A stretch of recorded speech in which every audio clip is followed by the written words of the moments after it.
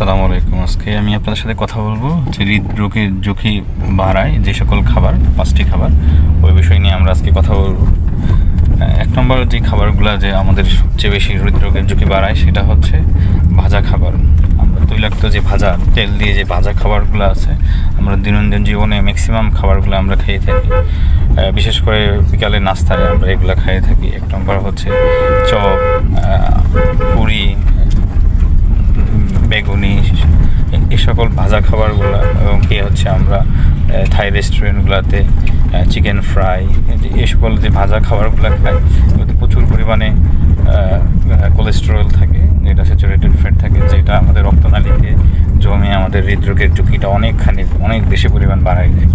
তো দ্বিতীয় নম্বর হচ্ছে আমাদের যে সকল খাবার, এটা হচ্ছে বেশি পরিমাণ লবণ থাকে যে সকল খাবারগুলোতে।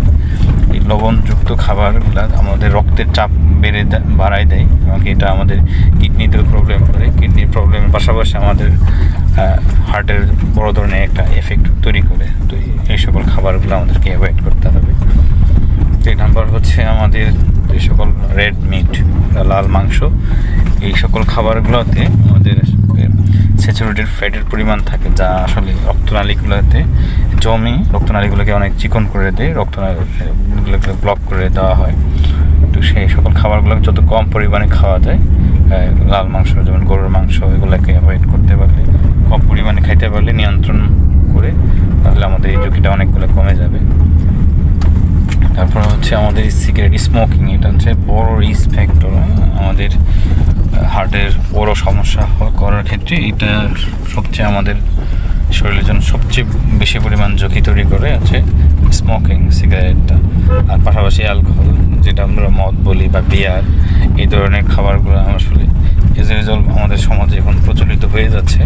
তো এগুলোর থেকে আমাদেরকে বেঁচে থাকতে হবে, তাহলে আমাদের এই স্বাস্থ্য ঝুঁকিগুলোর থেকে বাঁচতে পারলে আমরা আমাদের এই সমস্যাগুলো, হার্টের প্রবলেমগুলো থেকে আমরা বাঁচতে পারবো ইনশাল্লাহ।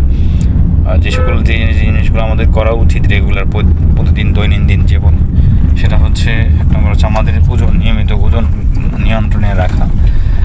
ওজন যদি বেশি থাকে আমাদেরকে কমায় ফেলা, পাশাপাশি হচ্ছে নিয়মিত ব্যায়াম করা।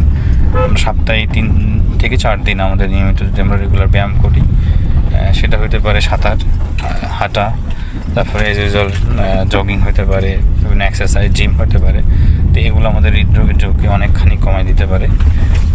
পাশাপাশি স্মোকিং, অ্যালকোহল, এই সকল খাবারগুলো, যে সকল খাবারগুলোর কথা বললাম আমরা, রেড মিট, ভাজা খাবার, তো এই সকল খাবারগুলো আমরা অ্যাভয়েড করতে পারলে আমরা আমাদের স্বাস্থ্য ঝুঁকি, হার্টের ঝুঁকিটা থেকে, আমরা হৃদরোগের ঝুঁকি থেকে আমরা অনেকখানি মুক্ত থাকবো। যে আজকে এতটুকু। আসসালামু আলাইকুম।